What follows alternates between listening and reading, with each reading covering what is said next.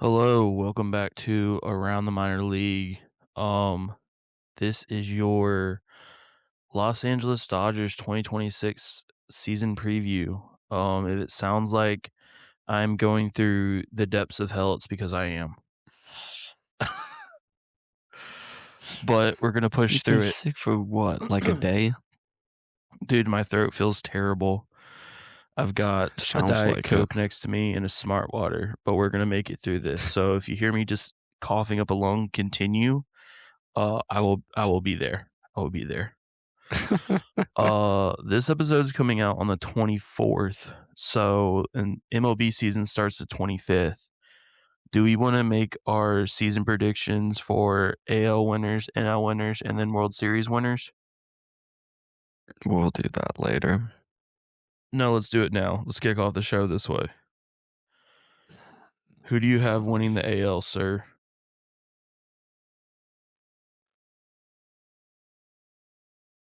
Marlins, or not Marlins, Mariners. You have the Mariners winning the AL? Yeah. Okay. Yeah. Do you want me to go with my AL, or do you just want to do all of yours? No, we'll just go back and forth. Okay. I'm gonna ride the Tigers.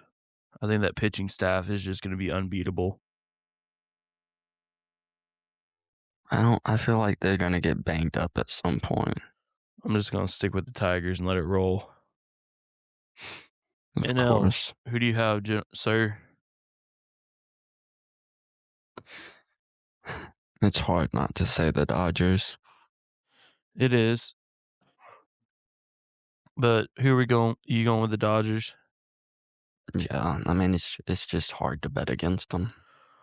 I would say the same. I'm gonna stick with the Dodgers, but and this is a big but. I think the Brewers will surprise some people with actually not the Brewers, the Phillies. I think the Phillies are gonna surprise some people this year.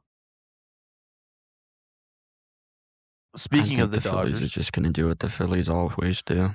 and choke, Yeah. gotcha. Speaking of the Dodgers, let's get into their season preview for 2026. I'll lead us off on the teams, and then you can lead us off on the players. Okay. Okay. All right.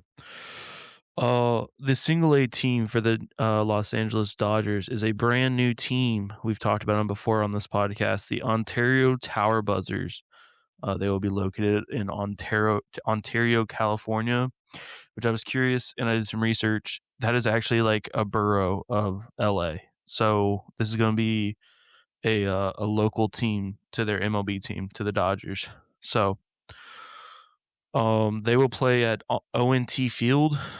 It's a brand new stadium that's being built for the Tower Buzzers this year. They play in the California League. Last year, they were known as the Rancho Cucamonga Quakes. They did make the playoffs and had a record of 70-62. Then we move on to their high A team, the Great Lake Loons, my favorite logo of their entire organization. They'll play in Midland, Michigan at Dow Diamond. They play in the Midwest League, and they had a record last year of 75-58. Moving to Double A, we have the Tulsa Drillers in Tulsa, Oklahoma at One OK Field. They play in the Texas League. They had a record of 66-72, but shockingly enough, they made it to the playoffs last year. Moving on to AAA, we have the Oklahoma City Comets. They play in Oklahoma City, Oklahoma at Chickasaw Bricktown Park. That's just like Chickasaw Bricktown. Like, I don't know, that just maybe it's my medicine kicking in, but I can imagine the PA announcer doing that. welcome down to Chickasaw Bricktown Park. They play in the Pacific Coast League, and they had a record last year of 84-66. But somehow, someway, did not make the playoffs. That is your minor league teams for the Los Angeles Dodgers. Would you like to lead us off, sir? I can. So number 1 on our top 10 is Ziri Hope. Zaire. He's an outfielder. Zaire. Zaire. Yeah. We really need to look up how to pronounce these guys' names. We're butchering them left and right. Yeah. He's the number 27 prospect in all of minor league, the number 5 outfield prospect. Split last year between high A and double A most of his time in high A. Had a 266 average, 376 on base percentage, a 428 slugging, 13 home runs, 80 RBIs, and 27 stolen bases. Was originally drafted by the Cubs. Has serious power from the left side of the plate. Also has high bat speed and produces a high exit velo. Can really, really drive the ball. Biggest issue is just his swing and miss. So really needs to get into the cage and focus on just good, solid contact. Yeah. The Dodgers got this guy in a trade that kind of went over a lot of people's heads. They got 2 prospects in trades, I think, for lower level MLB guys, but in that trade they got themselves quite a prospect in Zaire Hope. Moving to number 2 on our list, and really and honestly, when we were making this list, you and I both said the same thing. 1 and 2 on this list can kind of be interchangeable. Honestly. Number 2 on our list is Jose De Paula. He's an outfielder in their organization, the number 15 prospect in all of minor league baseball, the number 3 outfield prospect in minor league baseball. He had an average of 250, an on-base percentage of 391, a slugging of 400, 12 home runs, 44 RBIs, and 32 stolen bases. He split 2025 between high A and double A. Most of his time was in high A.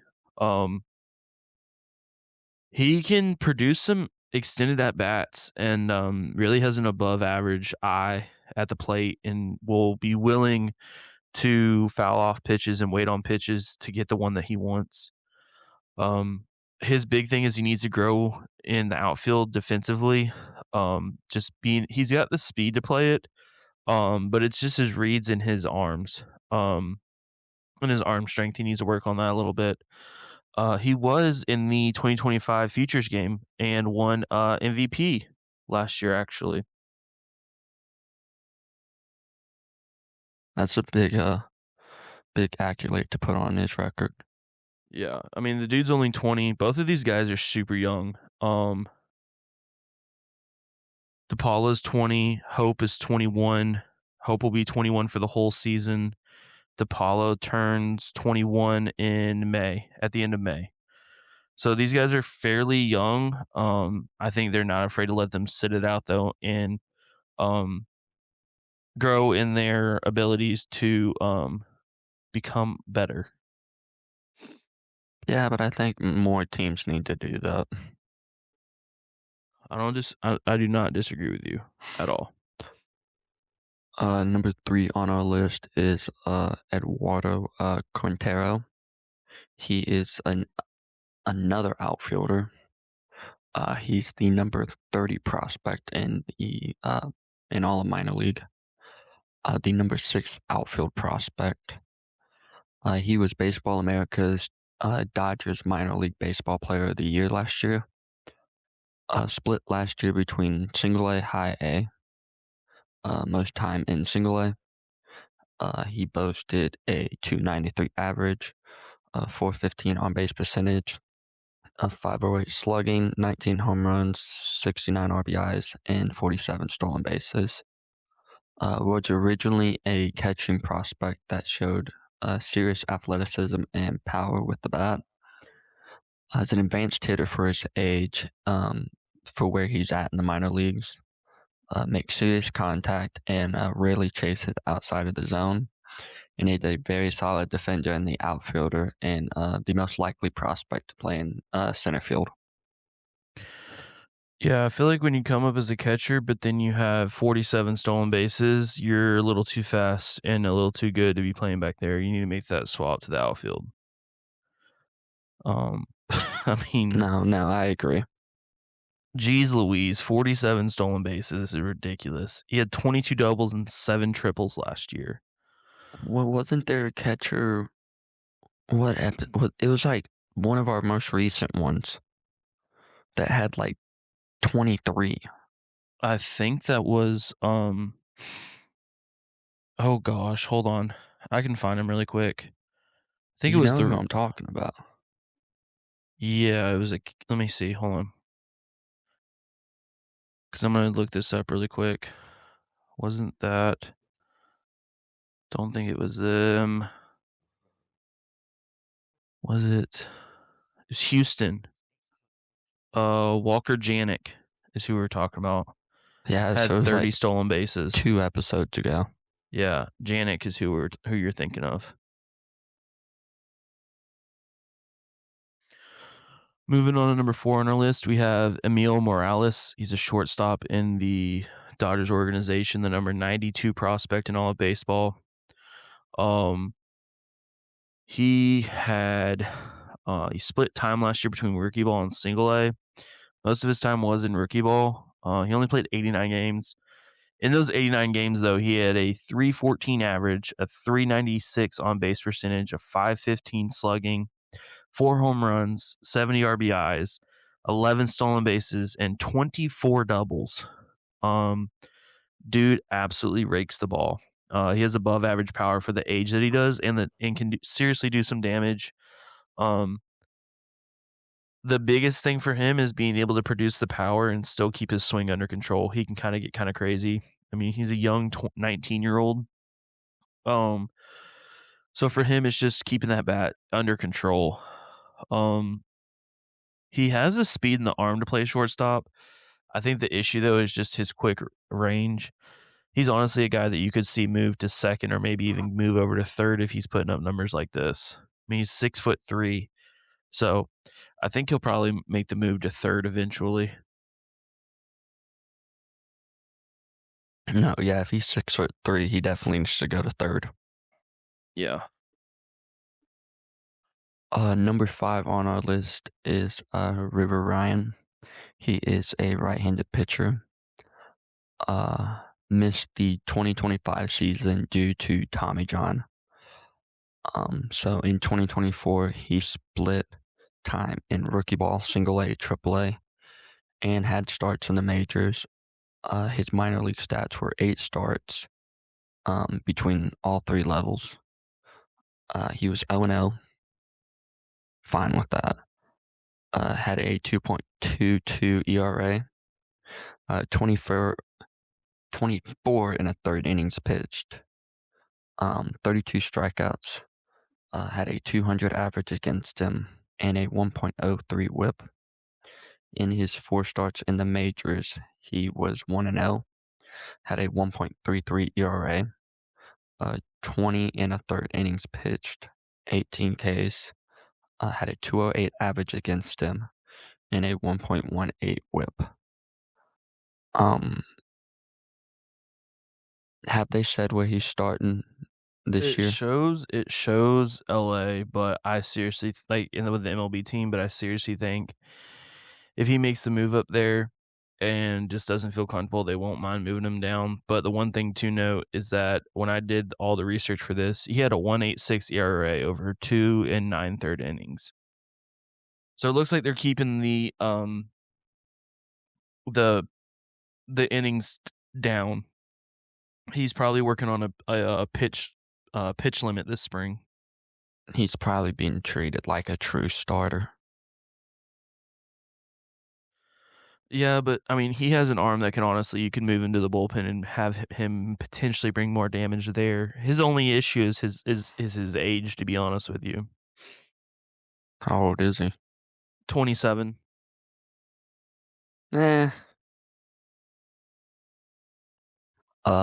His pitch arsenal is a 4-seam fastball in the high 90s, a 2-seam in the mid 90s, a slider in the upper 80s, cutter in the low 90s, a curveball in the low 80s, and a changeup in the upper 80s.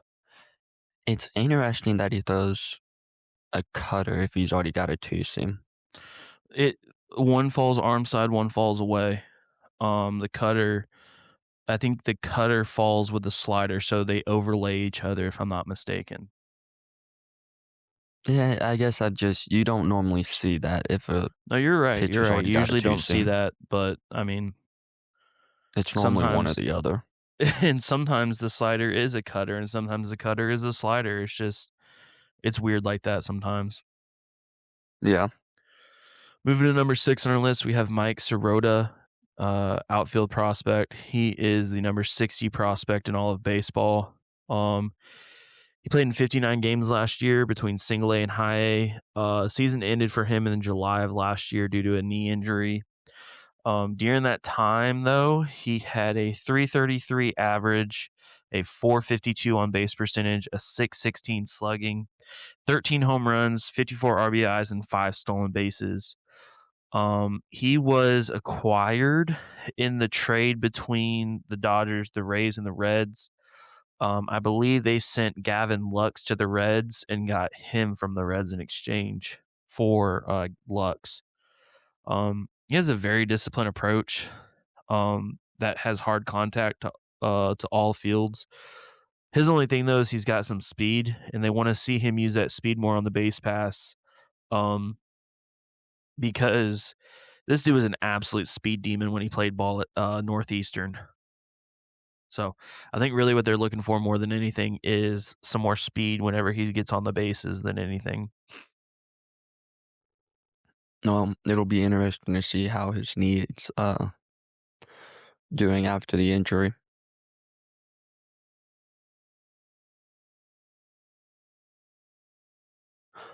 Number 7 on our list is James Tibbs III. He is an outfielder first baseman. Split last year between high A and double A. Had a 243 average, a 373 on base percentage, 429 slugging, 20 home runs, 71 RBIs, and 10 stolen bases. Was traded to the Dodgers from the Red Sox. Was drafted in 2024 with a first-round draft pick, and has already been on 3 teams. That's my interesting fact for him. You ready for this? Okay. So Tibbs is very well known in college baseball.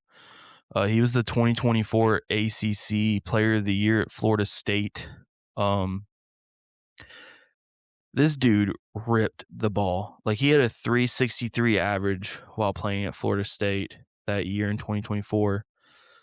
Giants signed him in 2024 as the 13th overall pick and then sent him to the Red Sox in the Rafael Devers trade.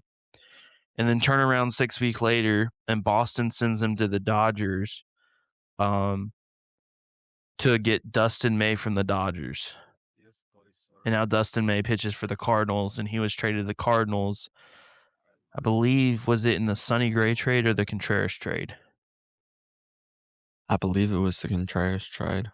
So this dude's already been bouncing around the league a little bit. Jeez. Has a good combo of swing decisions and hard contacts. The move to the Dodgers has shown better numbers for him. Has below average speed, but does have a good arm though. I think the biggest thing for him is they just want to see better speed out of him, especially if he's going to be in the outfield. Yeah, that is a big thing for him, is seeing if he can have the speed to play the corner positions. But I think eventually he'll make that full-time move to first base, to be honest with you. Moving to number 8 on our list, it is Ching Hizan Ko, an outfielder. Believe he played on the I don't want to be wrong. I know he played on the 18 and under Taiwan team. Let me double check real quick. If he played on the, I got it. Let me see. Chinese Taipei. Because it won't take me too long. Hold on. No, he did not play for the Taipei team this past WBC. He split 2025 between rookie ball and high A, or in single A. He had a 310 average, a 437 on base percentage, a 439 slugging, 4 home runs, 34 RBIs, and 6 stolen bases. He is only 19 years old. He has a very, very, very advanced mindset at the plate for his age that can help him get pitches that he can hit for power. 2026 will be a year that we see, because it'll be his second full year. It'll be really his first full year playing over 100 games if he can stay healthy. And so 2026 will be a good year to get a basis as to what numbers he can consistently put up. To be in all honesty. No, yeah, this will be a good year to see what he's truly made of. Yeah. Number 9 on our list is Jack Erid. He's an outfielder. Split 2025 between high A and double A. Had a 282 average, a 391 on base percentage, a 466 slugging, 5 home runs, 20 RBIs, and 14 stolen bases. Hold on. I got that wrong. Hold on. I don't know whose numbers those are. Hold on. Let me see. Brother. Hold on. That is my bad. I apologize for that. What numbers were I looking at? I was looking strictly at his double A numbers. All right, let me go through his full year totals for 2025. A 272 average, a 374 on base percentage, a 439 slugging. He had 14 home runs, 65 RBIs, and 35 stolen bases. That sounds better. Was a piece in the July trade between the Dodgers and the Red Sox for Dustin May. He came over with Tibbs. Best attribute is He was a part of that trade that sent Tibbs to the Dodgers as well. Yeah. Best attribute is his ability to get on base. He grinds out ABs and control the zone to do so. Dodgers want to focus on him getting some power behind his bat and a more solid defender on the corner of the outfield. So definitely better to play left and right field than he is center. Yeah, he'll be if he can keep up numbers like he has been, he'll be a staple in the corner outfields there in LA. Moving to number 10 on our list, we have Zachary Root. If you're again, we say it all the time, if you're a college baseball fan, this name will be familiar for you. He was a starting pitcher at Arkansas. Last year, he had a 9-6 record, a 3.62 ERA, 99 1/3 inning pitched with 126 strikeouts and an average of 220 against him. He was the Dodgers' first-round draft pick this past year in the 2025 draft. Fastball's in the upper 90s, his sinker's in the low 90s, his changeup's mid-80s, curveball's low 80s, and his cutter's mid-80s. He has a very weird delivery that can create confusion for hitters, but honestly could see a very quick rise to professional and to AAA if he pitches like he did at Arkansas, to be honest with you.